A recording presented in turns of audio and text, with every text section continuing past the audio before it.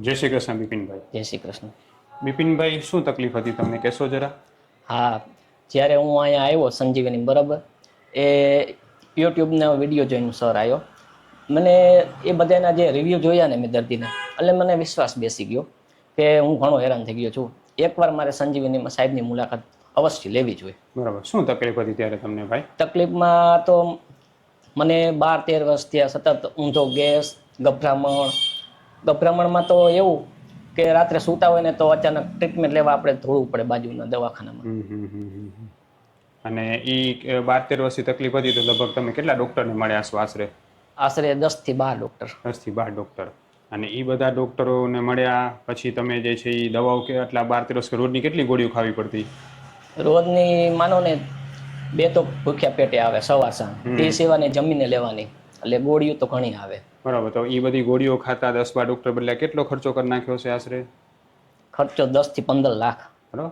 હવે 10-15 લાખનો ખર્ચો કર્યો, 10-12 ડૉક્ટર બદલ્યા, 10-12 વર્ષથી હેરાન થયા, એમાં જેટલો ફાયદો ન થયો એટલો આપણે 2 મહિનાની સારવારથી ફાયદો થઈ ગયો. હા, 100% છે. બરાબર છે. હું ડૉક્ટર વિશાલ પંડ્યા, એક MD આયુર્વેદ ડૉક્ટર છું.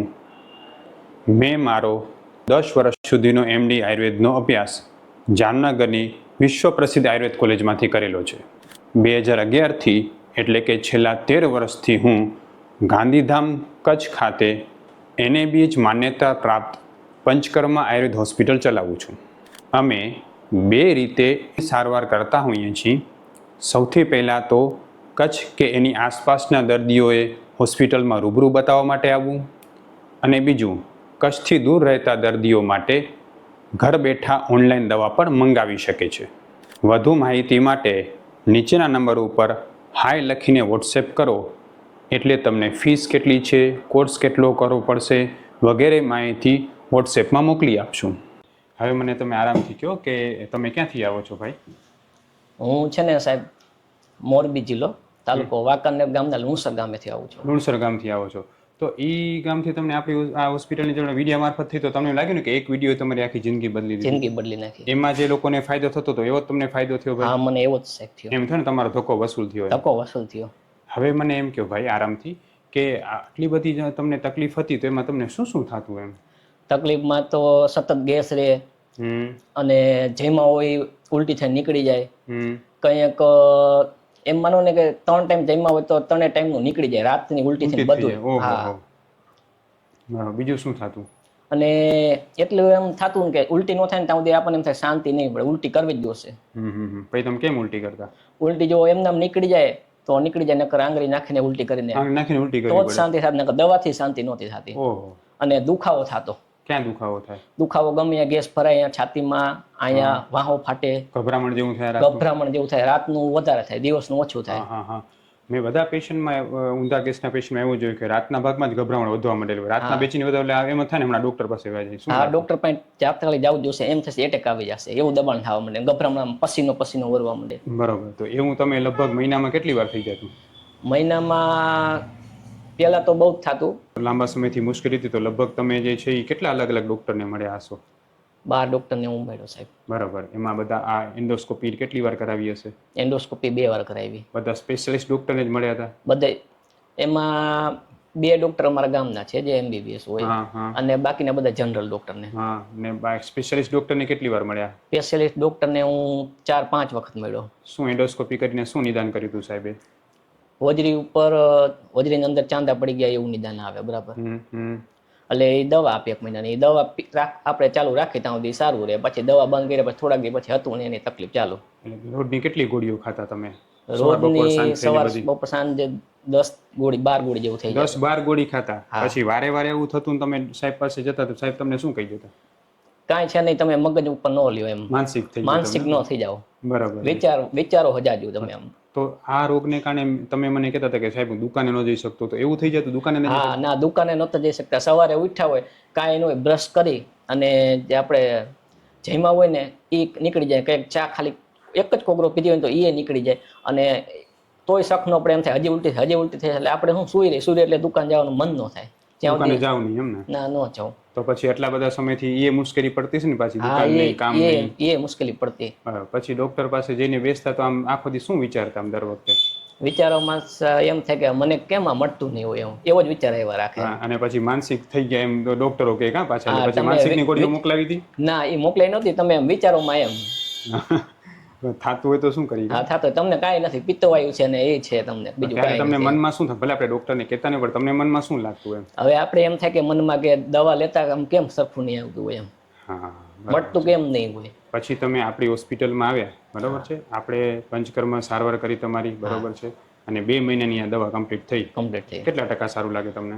જે સર માનો ને મને પહેલી વખત હું આવ્યો ત્યારે મારું જમેલું પેટમાં રહેતું નથી, રોજે રોજ મને ઉલટી થઈ જતી, બરાબર, અને ઉલટી નો થાય તો બેચેની જ રહેતી. એટલે એ માનો મને 100% મટી જ ગઈ એમ કહેવાય, મને ઉલટી થઈ જ નથી. બરાબર છે. જે પિત્તની ઉલટી થતી હતી બંધ થઈ ગઈ. એટલે ટૂંકમાં ખોરાક જે પેટમાં રહેવા માંડ્યો એટલે સ્ટેમિના વધી, સ્ફૂર્તિ વધી એટલે મને દુકાનમાં આમ ધંધામાં આમ રસ વધ્યો. હવે સવારે રોજ જઈ જાવ. હવે જઈ શકું, એટલે વિચારો પપ્પાને હેલ્પ કરી શકું. હા, જે ધંધો સાવ તમારો આમ ઓલો થઈ ગયો, તમે એમાં જ કામ કરી શકો છો આરામથી કરી શકું. બરાબર છે.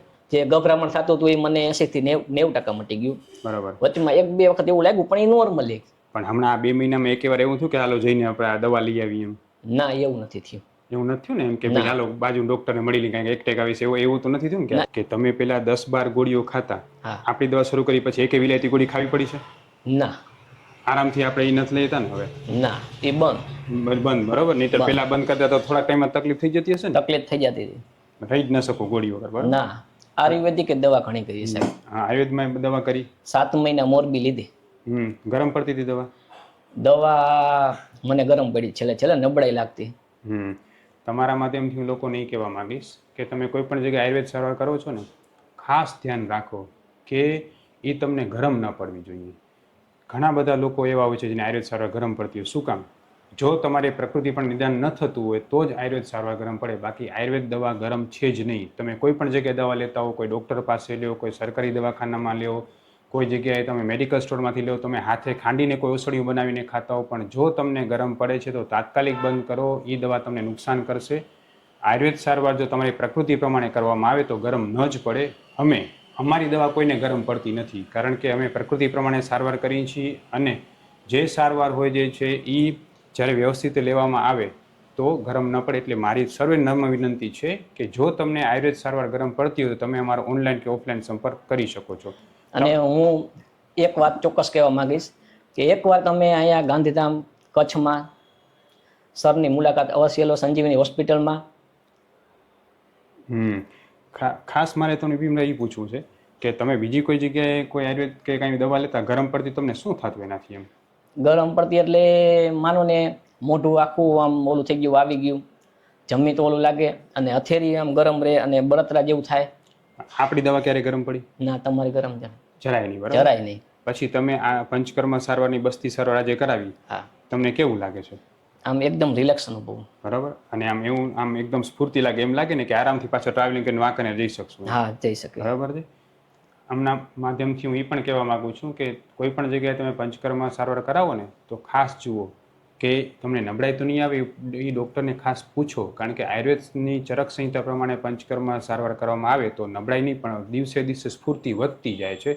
તમને કેવું સ્ફૂર્તિ જેવું લાગે ને? એકદમ વ્યવસ્થિત. અત્યારે એકદમ સ્ફૂર્તિ જેવું લાગે. તમે આપણી હોસ્પિટલની સર્વિસથી આમ 100% સંતુષ્ટ છો? એમ 100% બરાબર ને? એમ લાગે ને કે ના સારી સેવા? ના, સારી સર્વિસ, બધા ભાઈઓ, બધા સ્ટાફ બધું સારું છે. હવે ભાઈ હું તમને એ પૂછું છું કે તમારા જેવા ઘણા દર્દીઓ છે, જેમ તમે હમણાં કીધું એમ કે કેટલાય દર્દીઓ છે બિચારા ઊંધા કેસથી એવા પરેશાન હશે કે ન તો ખાઈ શકતા હશે, ન તો કામ કરી શકતા હશે, ડૉક્ટરો એને માનસિક કહીને મોકલી દેતા હશે, આખો દી એસિડિટીની ગોળીઓ ખાય કેટલી જાતિની, છતાંય હેરાન રહેતા હશે. એને તમે શું કહેવા માંગશો? જે દવા લેતા હેરાન થતા દર્દી મારા ભાઈઓને એક જ વાત કહીશ કે તમે એકવાર અહીંયા ગાંધીધામ કચ્છ સંજીવની હોસ્પિટલમાં અવશ્ય મુલાકાત લ્યો. તમને શું અનુભવ થયો? મને અહીંયા પછી સારું લાગે છે, એકદમ મારી આખી લાઈફ બદલાઈ ગઈ. ખૂબ ખૂબ ધન્યવાદ ભાઈ. જય શ્રી કૃષ્ણ. જય શ્રી કૃષ્ણ.